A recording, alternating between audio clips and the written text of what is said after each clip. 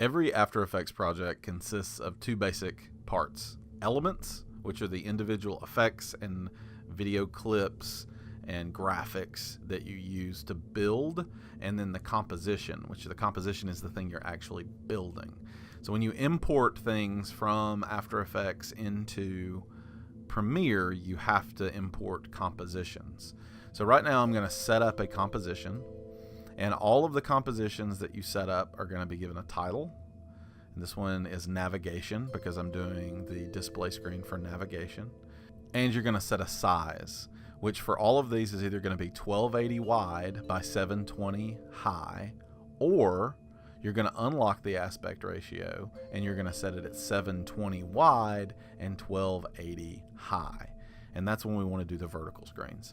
So okay, so I have this composition, and now what I'm going to do is I'm going to find elements to drag in to the composition. So I'm creating the composition. Right now the composition is just blank, but here I'm pulling in an element, and the element pulls in and it's big, it's super high res, so it's a big size. So I'm going to go into the transform just like you do on Premiere, and I'm going to change the size. And I can either do that by using the scale just like we do on Premiere with effects controls, or I'm going to be able to click it and drag it around and resize it by pulling those little red dots. So I'm going to bring in a couple of different elements. You're going to need to bring in 10 elements. Either they're going to be these graphical elements, or they're going to be video files, which I've provided for you. And you're going to resize them and place them around in different spots. So here I'm going to resize this just a little bit. This is going to be my screen. I'm going to put a video of a planet in there, in that screen. So it's like we've just arrived at this new planet, or that's the planet that we're heading towards, and you've got all this data and information that's going to be reading out beside it. So here's some information about maybe it's the speed of the ship, or the engines, or the rotation of the planet, or the gravity of the planet, whatever. Doesn't, it could be whatever you imagine it to be. But this screen is definitely meant for navigation purposes. All right, we're going to fast forward a little bit here.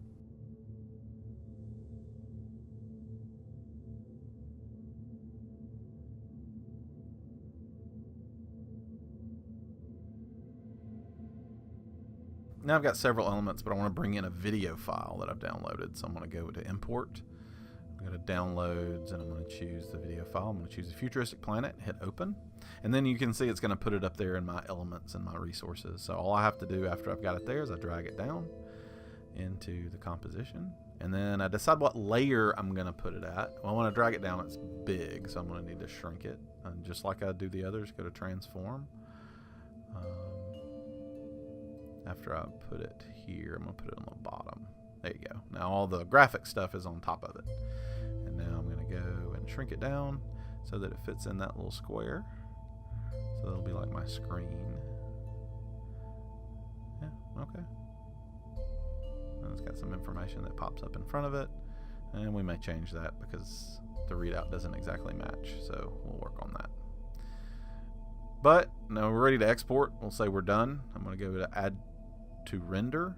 I'm going to make sure it stays in that lossless format. That way it's nice and big and looks crisp on the screens. You'll see the ones that I've exported are smaller because it takes a long time to export.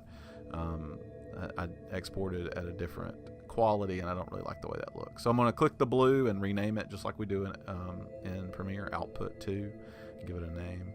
And then I click the render button in the upper right hand corner, and then it begins rendering. After Effects renders a little differently. It renders literally frame by frame, and every frame has a bunch of different elements when you bring all the elements down into the composition. So they got a lot of different elements going on, so it takes a while to actually render it out.